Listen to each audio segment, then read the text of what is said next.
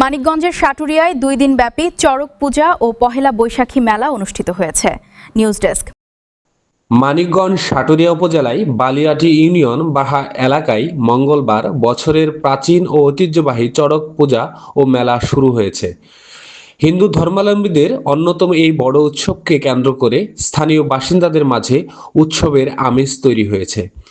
2 দিনব্যাপী এই উৎসব শেষ হবে বুধবার।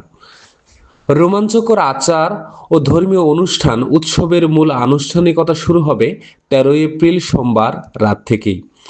ওই রাতে কালী পূজা এবং অগ্নিকুণ্ডে বাদ্যযন্ত্রের তালে তালে শিবকালী নৃত্য পরিবেশিত হবে। প্রতি বছরের মতো এবারও চৈত্র সংক্রান্তির দিন এই পূজা অনুষ্ঠিত হচ্ছে।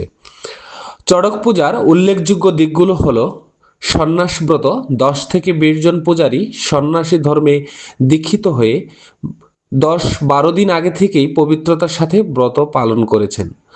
তারা সারাদিন উপবাস থেকে গ্রামগঞ্জে শিবগৌরী সেজে গান ও নৃত্যের মাধ্যমে ভিক্ষা করেন। চড়ক গাছ উপজেলার বিভিন্ন এলাকায় স্থাপন করা হয়েছে। সেখানে ভক্তরা ফুল, দুধ ও চিনি দিয়ে পূজা নিবেদন করেন।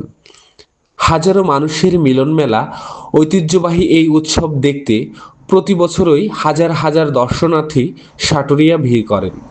পূজা উপলক্ষে সাটুরিয়া উপজেলায় বিভিন্ন ইউনিয়নে গ্রামীণ মেলা, যেখানে লোকজ পণ্য ও রকমারি জিনিসের পসরা সাজিয়ে বসেছেন ব্যবসায়ীরা।